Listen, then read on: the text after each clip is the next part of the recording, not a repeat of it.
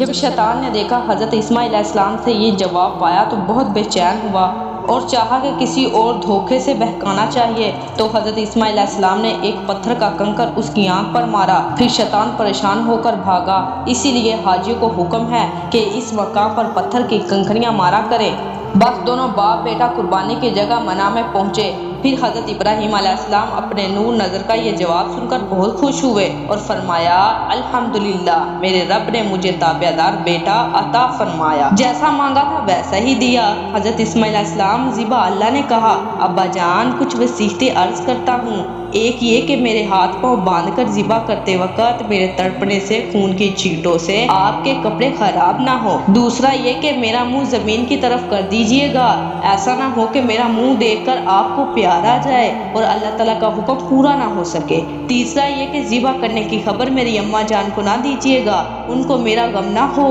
چوتھا یہ کہ چھری کو خوب تیز کر لیجئے اور میرے گلے پر ایک دم خوب زور سے پھیر دیجئے گا کہ گلا جلدی سے کٹ جائے اور آپ اللہ تعالیٰ کے حکم سے جلدی فارغ ہو جائے۔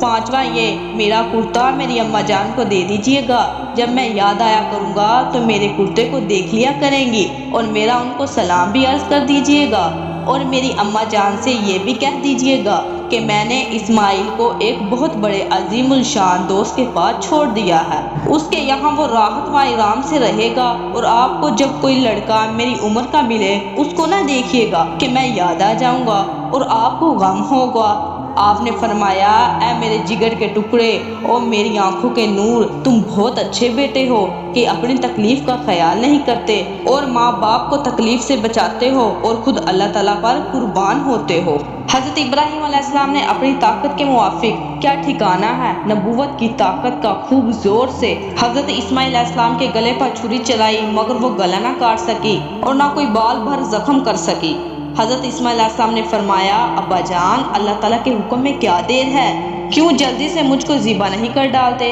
کیا آپ کو میری محبت کا جوش آ گیا ہے یا چھری کی دھاڑ موٹی ہے کہ میرے گلے کا گوشت نہیں کاٹتی؟ حضرت ابراہیم علیہ السلام نے چھری کو ایک پتھر پر چلا کر دیکھا، اس کو ایک ہی وار میں 2 ٹکڑے کر دیا۔ آپ نے فرمایا، اے چھری، تو پتھر کو کاٹتی ہے اور گوشت کو نہیں کاٹتی، تجھ پر افسوس ہے۔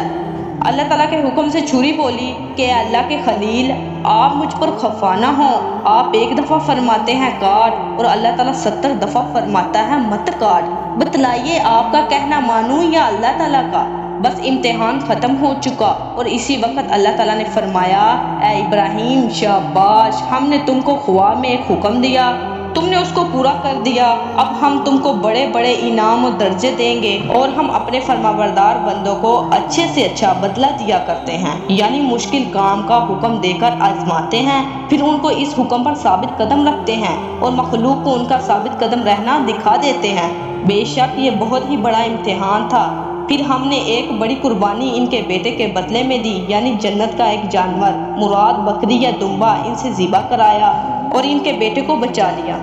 حدیث شریف میں ہے کہ جس وقت حضرت ابراہیم علیہ السلام قربانی کا جانور لے کر آئے، دیکھا کہ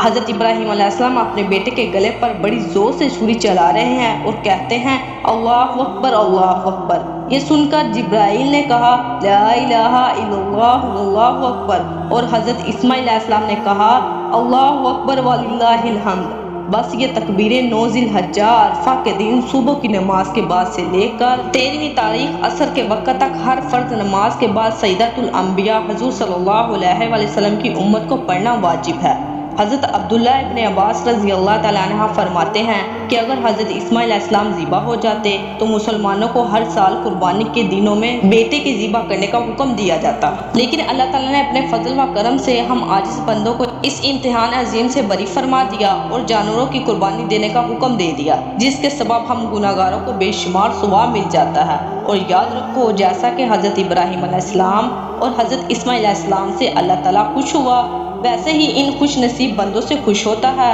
جو اللہ تعالیٰ کو خوش کرنے کے لیے جانوروں کی قربانی کرتے ہیں اور ان کی جان و مال میں برکت دیتا ہے۔ اے آج کل کے نوجوان لڑکوں، تم حضرت اسماعیل علیہ السلام کے حالات سے سبق حاصل کرو اور اپنے ماں باپ کی تابعداری کر کے ان کو خوش رکھو۔ اللہ تعالیٰ ان حضرات کی برکت سے ہم کو بھی اپنے حکموں پر چلنے کا شوق عطا فرمائے، آمین۔